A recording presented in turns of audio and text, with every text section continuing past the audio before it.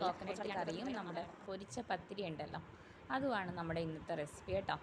നമ്മുടെ ചാനൽ ആദ്യമായിട്ട് കാണുന്നവരാണെങ്കിൽ ഒന്ന് സബ്സ്ക്രൈബ് ചെയ്ത് സപ്പോർട്ട് ചെയ്യണേ.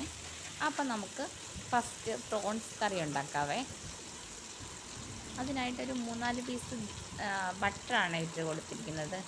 ആ ബട്ടർ ഒന്ന് മെൽറ്റായി വരുന്ന സമയത്ത് നമുക്ക് ചോപ്പ് ചെയ്ത ഗാർലിക്ക്, ചോപ്പ്ഡ് ജിഞ്ചർ, പിന്നെ ഗ്രീൻ ചില്ലി, പിന്നെ ഒരു സവാള ചെറുതായിട്ടൊന്ന് കട്ട് ചെയ്തെടുത്തത്, ഇത്ര ഇട്ട് നമുക്ക് ഒന്ന് വാട്ടിയെടുക്കാവേ.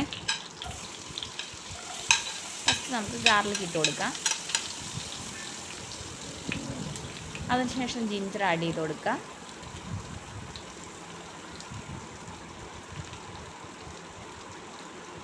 ഗ്രീൻ ചില്ലി നമ്മുടെ എരിവിനനുസരിച്ച് ഗ്രീൻ ചില്ലി ആഡ് ചെയ്യുക കേട്ടോ.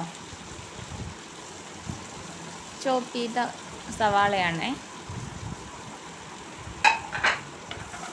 നന്നായിട്ടൊന്ന് ഇളക്കി കൊടുക്കണേ. ഒന്ന് ബ്രൗൺ കളർ ആവുന്ന സമയത്ത് വേണം നമുക്കിതിലേക്ക് വേണ്ട പൊടികൾ ആഡ് ചെയ്ത് കൊടുക്കാൻ.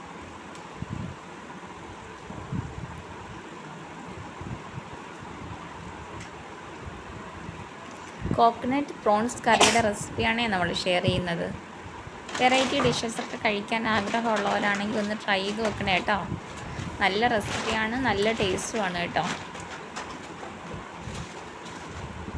ഇത് നന്നായിട്ടൊന്ന് വാടി വരട്ടെ. ഈ സമയം കൊണ്ട് തന്നെ നമുക്ക് പത്തിരിക്ക് വേണ്ട പൊടിയും കൂടി ഒന്ന് വാട്ടിയെടുക്കണേ.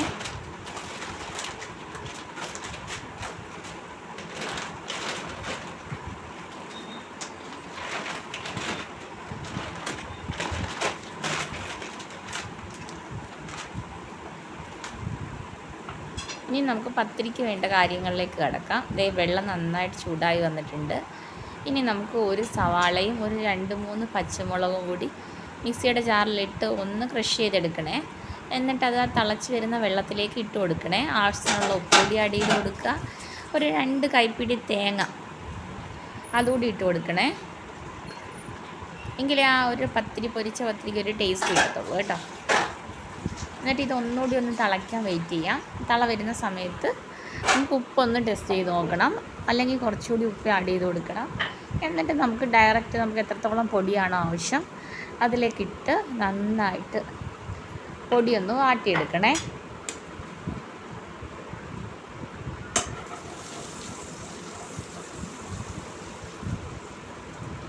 ഈ സമയത്ത് നമുക്ക് അരിപ്പൊടി ഇട്ട് കൊടുക്കാം.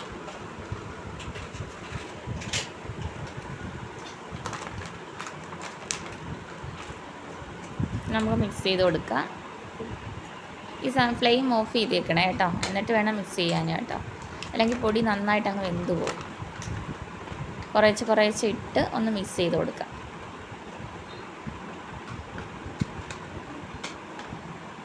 ഇനി ചൂട് പൊക്കഴിഞ്ഞിട്ട് വേണം കേട്ടോ കൈ കൊണ്ട് നമ്മൾ നന്നായിട്ടൊന്ന് മിക്സ് ചെയ്തെടുക്കാൻ.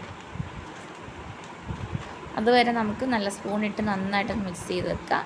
എന്നിട്ട് ചൂട് പൊക്കഴിയുന്ന സമയത്ത് നമുക്ക് കൈ കൊണ്ട് ബോൾസ് ആക്കി എടുക്കാം കേട്ടോ.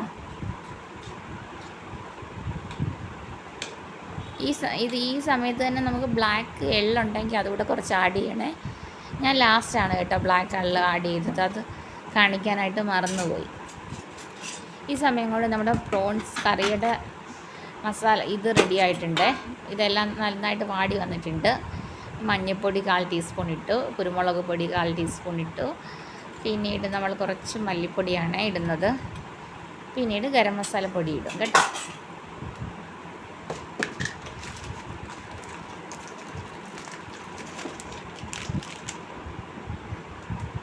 കുറച്ച് ഗരം മസാലയുടെ പൊടി ഇട്ടു. ഇനി നമുക്കൊന്ന് ഇളക്കി കൊടുക്കാം. എന്നിട്ട് നമുക്ക് തേങ്ങാപ്പാൽ ഒഴിച്ച് കൊടുക്കാം. നല്ല കട്ടിപ്പാലല്ല കേട്ടോ, നമ്മുടെ 2ാം തേങ്ങാപ്പാലാണേ. കണ്ടോ, കുറച്ച് ലൂസ് കൺസിസ്റ്റൻസിയിലുള്ള പാലാട്ടോ. നന്നായിട്ടൊന്ന് ഇളക്കി കൊടുക്കണേ.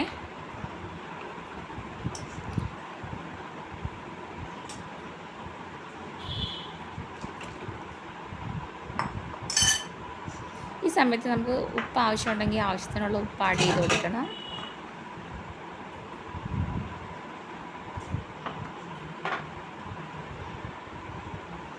ഇപ്പം തന്നെ നല്ല മണം വരുന്നുണ്ട് കേട്ടോ.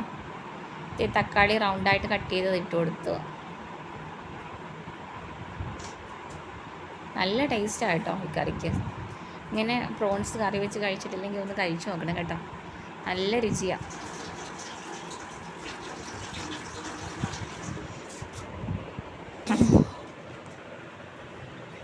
ഇനി നമുക്ക് കറിവേപ്പില ഇട്ട് കൊടുക്കാം.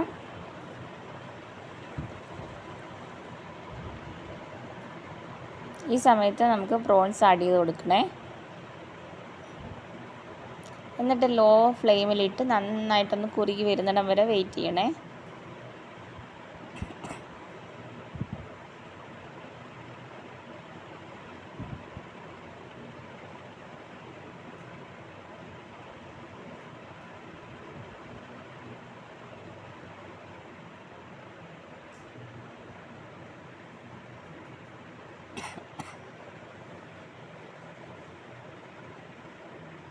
ഇടയ്ക്കിടയ്ക്ക് ഒന്ന് ഇളക്കി കൊടുക്കണം കേട്ടോ.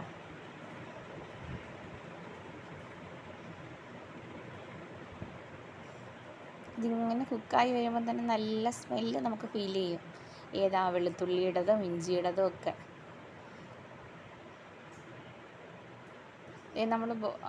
നമ്മൾ ആ അരിമാവൊക്കെ ബോൾസാക്കി എടുത്തിട്ടുണ്ട്. ഈ സമയത്ത് നമ്മൾ കുറച്ച് എള്ള് ചേർത്തായിരുന്നു കേട്ടോ. ഇനി നമ്മളത് പൊരിച്ചെടുക്കാൻ പോവുകയാണേ. അതിനായിട്ടൊരു ചട്ടി വെച്ചിട്ടുണ്ട്. ആ ചട്ടിയിലേക്ക് ആവശ്യത്തിനുള്ള വെളിച്ചെണ്ണ ഒഴിച്ചു കൊടുത്തു. ഇനി നമുക്കതൊന്ന് പരത്തിയിട്ട് റൗണ്ട് ഷേപ്പിൽ, ഏത് ഷേപ്പിലാണോ നിങ്ങൾക്ക് ആവശ്യം അതിനനുസരിച്ച് പരത്തിയെടുത്തിട്ട് ചൂടെണ്ണയിലേക്കിട്ട് ചുട്ടെടുക്കാം. ഞാൻ ചെറിയ ചെറിയ റൗണ്ട്സ് ആയിട്ടാണ് കേട്ടോ പൊരിച്ചെടുക്കുന്നത്. പൊരിച്ച ഒത്തിരി എപ്പോഴും റൗണ്ട് ഷേപ്പിലായിരിക്കും നമുക്ക് കിട്ടുന്നത്.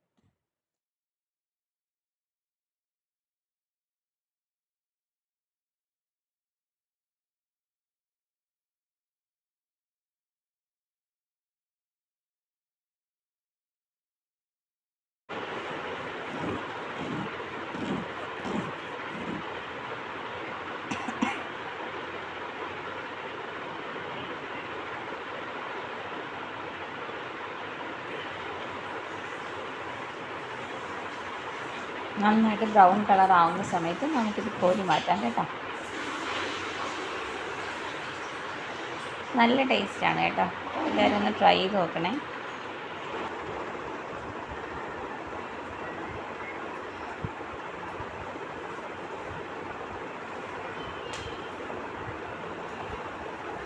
അപ്പോൾ നമ്മുടെ അടിപൊളി ടേസ്റ്റി ആയിട്ടുള്ള പൊരിച്ച പത്തി റെഡി ആയിട്ടുണ്ട്.